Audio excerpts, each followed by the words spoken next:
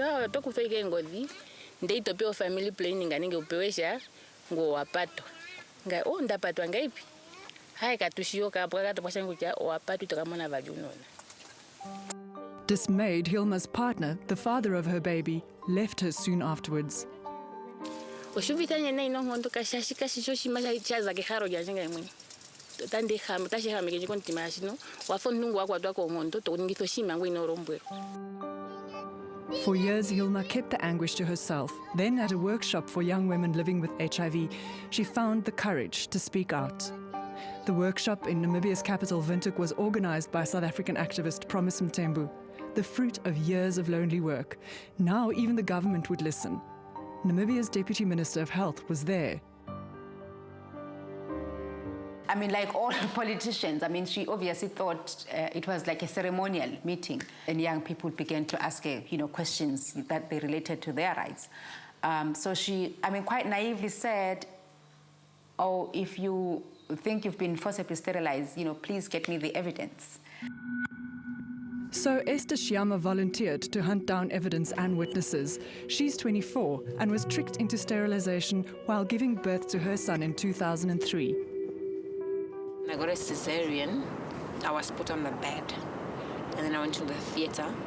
I signed documents. Then I asked the nurse, "What document is it?"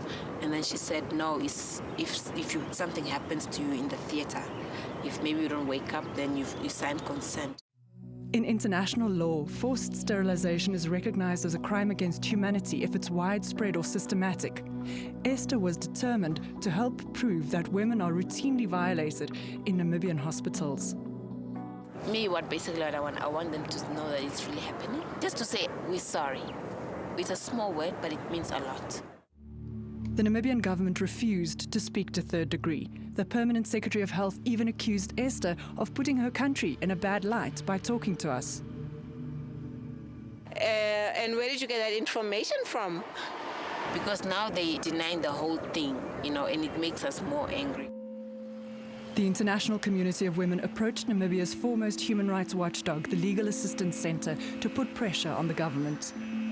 We obviously wanted to make sure that it would not happen to other women, and also requested a proper investigation as to what has happened in these state facilities, whether it's happening, is it a policy, is it sort of an unwritten rule amongst medical practitioners to do this. Unfortunately, we have not received any response from government. The Minister of Health, who is a fairly reasonable person and understanding person, went to Parliament and said in Parliament that no coerced sterilization happened in state facilities. But there's anecdotal evidence that sterilization without consent is still happening. So the LAC took government to court, demanding compensation for a number of women for the violation of their constitutional right to found a family, their right to dignity, freedom from inhuman and degrading treatment, and freedom from discrimination. The cases started in early June 2010. Just for them to be held accountable and not to do it to HIV-positive women anymore.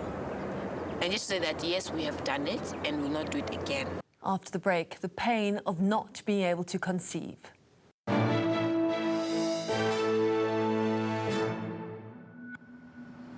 The Namibian court cases broke the silence just as Promise Mthembu had hoped.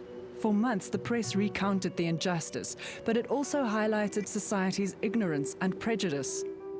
If you have HIV, you don't deserve kids. We have enough poor, sick orphans in Africa already.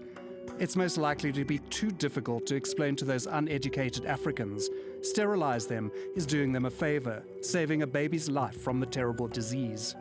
Professor Eddie Mhlanga says pregnant women attend antenatal care for months. Sterilization should be discussed then, not at birth. And if you have not made that decision, then that sterilization should wait, because sterilization is not an emergency operation. No one will die 2 weeks later because they have not been sterilized. They can always come back 6 weeks later and say, yes, I've made a decision, I want to have a sterilization, but not before that. For those who were violated, the pain of not being able to bear children ever again doesn't just go away. I mean, sometimes you feel good about yourself, but sometimes you feel quite bad about yourself.